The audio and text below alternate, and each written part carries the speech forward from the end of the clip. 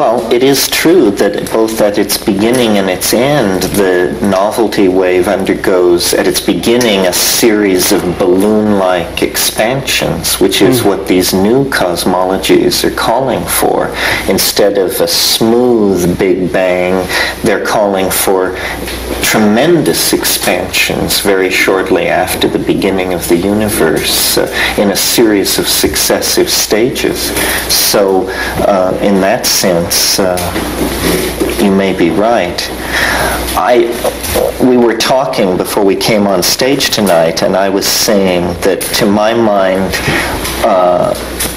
in the 10 months since I've seen Rupert but have read The Presence of the Past, I've come to wonder about conceiving of what we're trying to talk about as a field exactly. That what it is its theory of formative causation.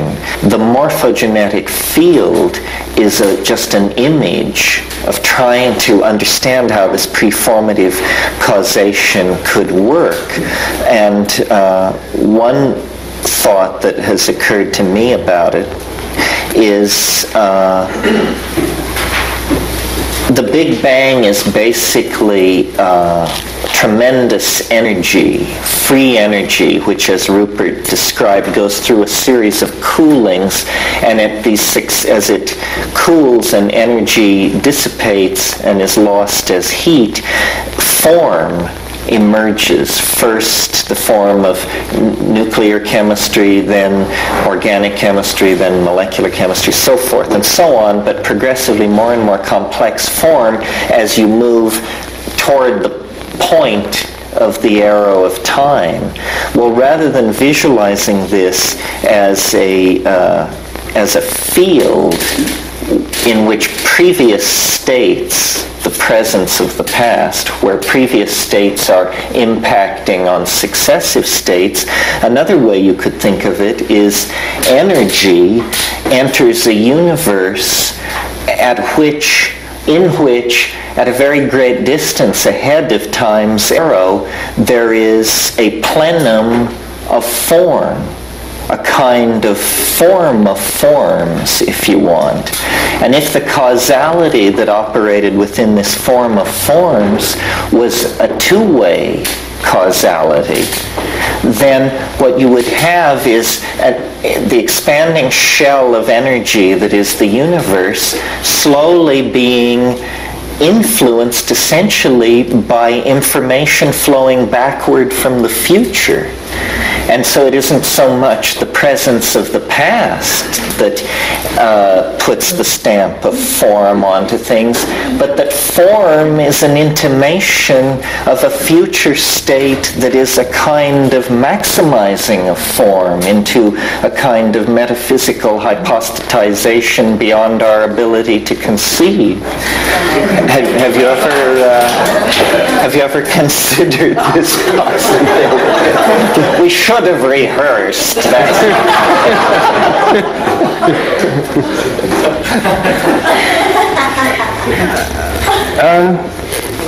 Well, I think so. I mean, if I take your description, you see, to be very like, I don't know if you like this or not, the similarity, but like the omega point of Teilhard de Chardin, which he sees as the goal or attractor of the entire universe. And if there is to be a model of morphogenetic fields, to come back to one of your earlier points, it has to be in terms of dynamics of some kind. And the interesting thing about modern dynamics is that it's based on the idea of attractors. Systems are attracted towards states which, from their point of view, lie in the future. So these morphic attractors, which are the basis of the kind of dynamical models, including in chaotic dynamics, that are emerging now. And so that gives the idea, as morphogenetic fields have to have, is the idea of containing the goal or form or final state of something within themselves. The morphogenetic field of the oak tree contains, in some sense, the form of the fully formed oak and draws the growing seedling towards it. This is like the Aristotelian system of final causes. And so the entire nature of morphic fields is to have attractors. And the only way to model them mathematically that we have something that hints towards it at the moment is in terms of dynamics, including chaotic dynamics. The idea of non-stable endpoints or dynamic endpoints. And if one has a model of the universe based on those, and if one has also, as one does in this kind of organismic holistic universe, the idea that the microcosm mirrors the macrocosm, that the part in some sense mirrors the whole, so each system is in some way related to the whole, then the morphic field of the entire universe must have a kind of cosmic attractor from that point of view, which is drawing the universe towards something. So that instead of, this would then, you see, lead to the view that even the flux of energy has another side to it, because we normally think of the Big Bang pushing matter out from behind, everything being pushed from last. And the Big Bang is certainly, that model is an explosion. It's the original impetus of the explosion, which is pushing galaxies and the whole universe apart. But the idea of an attractor is that it's not being pushed, it's being pulled. And the energetic causation, as we know it, is based on a pushing principle, and formative causation is based on a pulling principle towards a kind of goal or form or an attractor. So placing it in the future is not that inappropriate. Well, you see, if one has the idea that the universe as a whole has a morphic field, which has a morphic attractor for the evolution of the entire universe, then what could that attractor be? And we don't know what it is.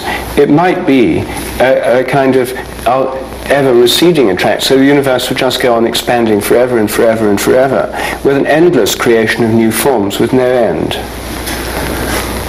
That's one possible kind of attractor. That's one possible view. But if there's an end, which is what the entire Judeo-Christian myth of history leads us to believe, and we're within the field of a Judeo-Christian myth of history, whether we like it or not. The whole cult of progress depends on it. And the idea that there's some kind of end or goal of history is deeply rooted in our entire culture. It comes out in some forms, you know, Star Wars and these kinds of visions of the future, of the ultimate nuclear war, and mostly images drawn from the book of Revelation. These are things that happen at the end of ordinary history, before the coming of the millennium. Plagues, famines, seas and rivers turning red to blood, fire from heaven, and finally the great war in heaven. Signs of the end, which many of us can easily find very plausible. The approaching of a new millennium means we're absolutely bound to have a vast outbreak of millenarian prophecy, of which you're one of the earlier exponents. Thank you very much. But I mean, this is you're ahead of your time, but since the millennium's only 12 years away, you can't possibly be more than 12 years ahead of it, because the crescendo of prophets is going to grow, obviously, as we approach January the 1st, 2000. And, you know, harmonic convergence was only the beginning of a dress rehearsal for what's going to be a mammoth revisioning. And this sense of culminations in time and of goals and ends is something very hard to escape from in our civilization. The idea of it just going on and on and on and on and on forever isn't very attractive. The Teilhard de Chardin view of an omega point is the idea of there being an end or goal to history. And then, of course, there's the pessimistic version of this, which is always associated with the postulation of dark matter, dark matter, dark mother, Kali. I mean, it's the dark one who is going to destroy all, the destructive aspect, by having enough dark matter undetectable by any instruments, which will cause the expansion to slow down owing to this dark matter in the universe, and then to contract until everything ends in the final implosion, the big crunch. Well, this is one cosmology on the market, you see. So then, of course, the return to the great cycle cosmologists who welcome that, because they see that if it's the big crunch of this universe, it could be the big bang of the next. And then you get back to endless cycles forever, which is back in the realm of archaic cosmology, eternal laws. It's where the whole tradition of our science, rooted in Greek cosmology, feels comfortable. The idea of an eternal cyclic universe with eternal laws. So, but if we have this idea of an evolutionary universe, then it seems to me the main choice is between these, either it all going in reverse or coming to a sticky end model, the big crunch, or that it just goes on and on forever and there's no end, there's no final form in some sense pulling things forward except pure diversity for its own sake, a kind of universal free economy that goes on forever. So is what you're saying, since there obviously was a Big Bang since we're here, you're more comfortable with placing the morphogenetic causality as something which moves from the past toward the future rather than from the future toward the past, because the hypothesized final end state we have no evidence for? Well, there are two things. That if the influence from the future in some sense influences creativity, if that in some sense causes new forms to come into being, once they've come into being, I think that they take on a life of their own, and there's this kind of memory aspect. I think memory is so intrinsic a part of our own life, so obviously a part of all life, so undeniably the basis of all our experience, that any view of the universe that doesn't take memory seriously as an influence from the past and tries to substitute in its place an influence from the future is going to be adequate. And if there's an influence from the future, I don't think it can work in the realm of memory and habit phenomena, which we know very well depend on the past. Rather, it may work in the realms of the as yet, in the realms of the possible, which are the realms into which we're always moving, and they're the realms which in fact consciousness inhabits. I mean, consciousness is the realms of the possible as far as I can see. Well, I think one way to think about information coming from the future is to imagine that ordinarily this is not allowed, but to make a quantum mechanical metaphor, you can imagine bits of information that tunnel into the past in the way that particles overcome energy transitions by magically appearing on the other side of them without ever having gone over them. And it's possible to imagine that a very small amount of information actually leaks into the past, and that this information becomes the province of seers and shamans and visionary thinkers of all sorts, that creativity is this appetition. You know, there's a word in Gaelic, haraeth, which means simultaneously nostalgia for the past and the future. And it seems to me that kind of nostalgia for the past and the future is what drives great creative spirits, poets, and visionaries. And it has this enchanted, this fey kind of aura about it, because information from the future is necessarily magical. It exists, and yet it cannot exist, because in its existence is implicitly is a paradox. Well, I think there are two ways that information from the future works. One isn't really so much information from the future as what I'd think of as the primary cause of the whole thing, which is the attraction of the attractor.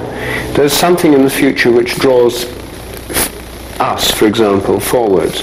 And what we experience the future as is not as definite information, not even as exactly concrete plans, but more in the experience of hope, and more consciously in the experience of faith. And faith is basically a vision of the future which we believe in and believe is the right one for us and to which we're attracted. So people who have, as we read in thousands of books on how to get on in business, if you have faith that you're going to succeed, you really believe that you're going to be rich, then the chances are you may well be so. Whereas if you don't actually want to be rich, and if you don't have faith in it, and if you don't keep putting out that kind of image, and if you don't have that hope and so on, then the chances are you won't be rich. So there's also the kind of religious faith that drew the Pilgrim Fathers to the United States, and it was the faith from the Judeo-Christian heritage, the promise of the faith in the promised land, the promise of a land in the future or somewhere else where which will be flowing with milk and honey, where there will be bounty, prosperity, the land will yield up its riches. The land, of course, of the original Promised Land wasn't empty. It had inhabitants in it, but they were killed off, and their land was appropriated. And this was the Promised Land was that, and it's America.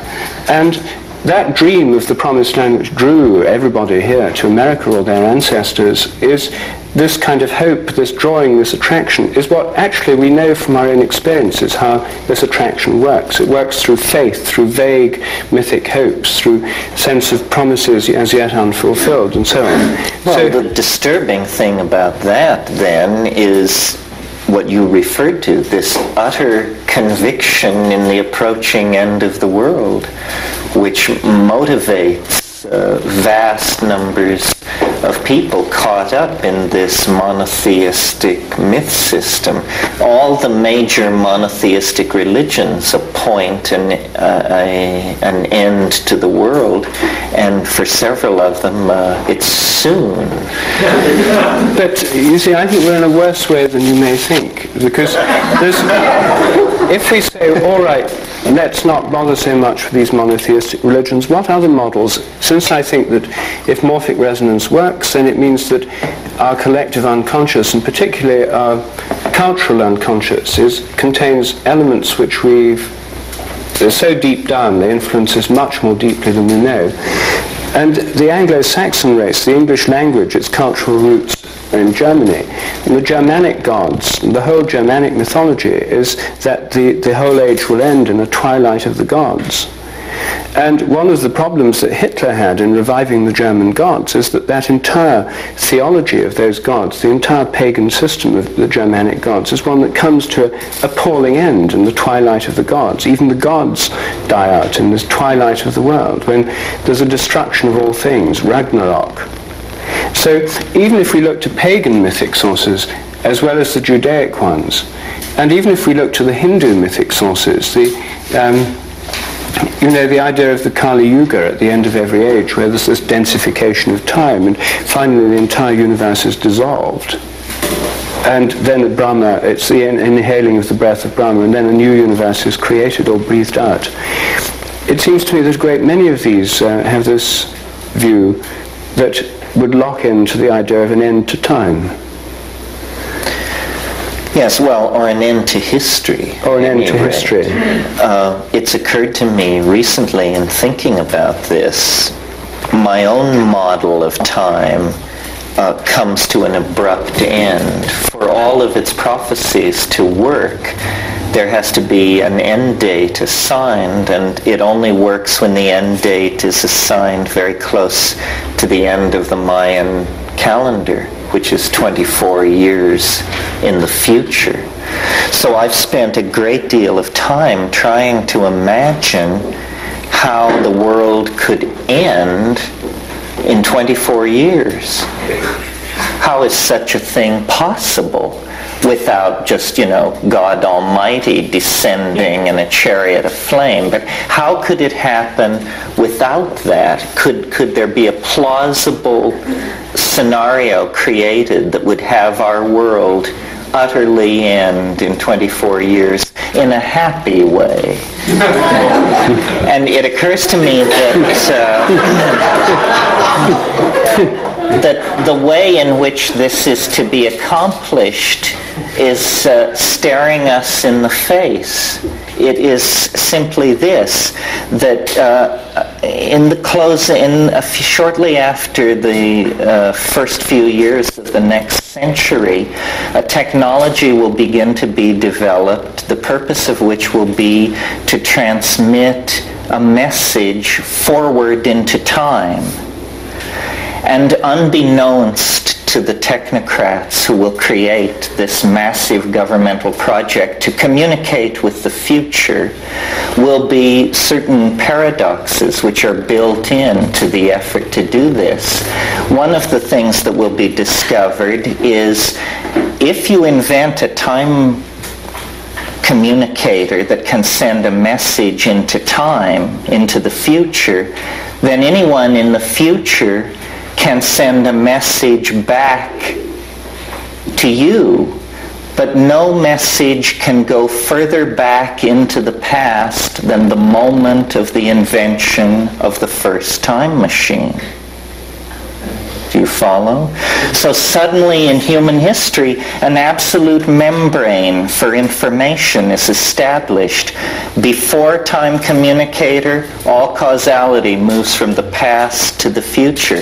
After time communicator, causality moves both directions. And consequently, more advanced states thousands, millions, hundreds of millions of years in the future will diffuse through the entire temporal medium like heat through a gas. And at that point, what you will suddenly find is the moment the switch is thrown on the first time communicator, the future end state of evolution on this planet will appear 1 microsecond later, because the entirety of the future will be forced to happen all at once. I'm not sure you're with me. What? That's pretty good. Keep going. So basically it's simply a technological innovation which would be like a whistle for calling Almighty God into the historical process. The first person to invent a device which communicates with the future will discover that all of the future is suddenly communicating with them. And this will be experienced as a very radical sort of transition in the way we maintain our homes and businesses.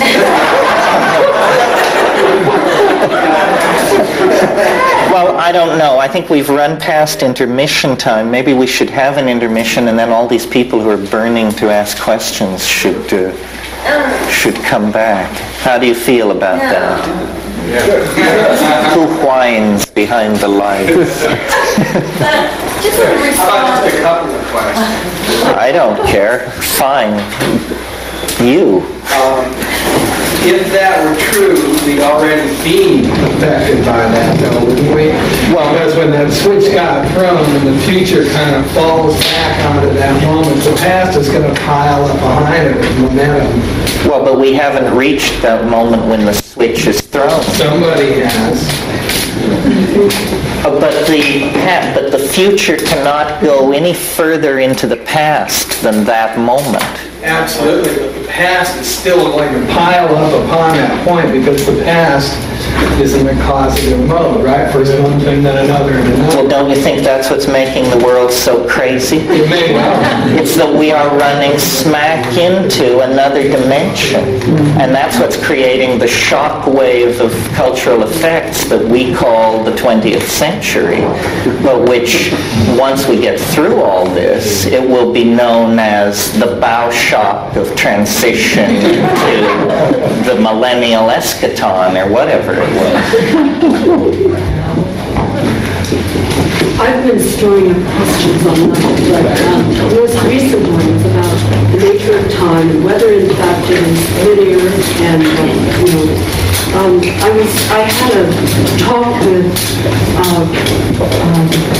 a couple of people, Martin Miller and Roger Gregory, who run Project Xanadu for Universal, the World Library, and they clued me into one of these great cosmic secrets. They told me about a month ago that time is in fact asymptotic, and that we are approaching the asymptote, and at that moment, this point is known as the naked singularity. And he said, we're entering this asymptotic curve now, and this is when the quote-unquote the weirdness is about to begin.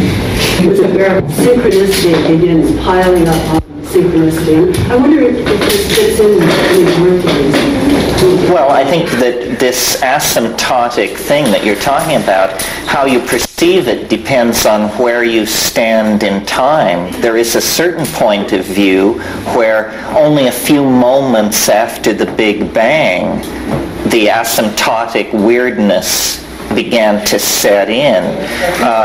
It was interesting, a few weeks ago I was visited in Hawaii by none other than Carl Sagan. And he had a number of things on his mind, but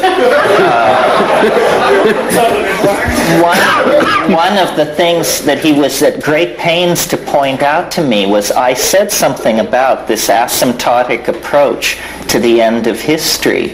And he said, well, my dear boy, you just have it all wrong. The speed of information transfer reached the speed of light with the invention of radio. It's been absolutely flat ever since. The largest thermonuclear blast ever detonated was in 1958. There hasn't been a bigger one for 30 years.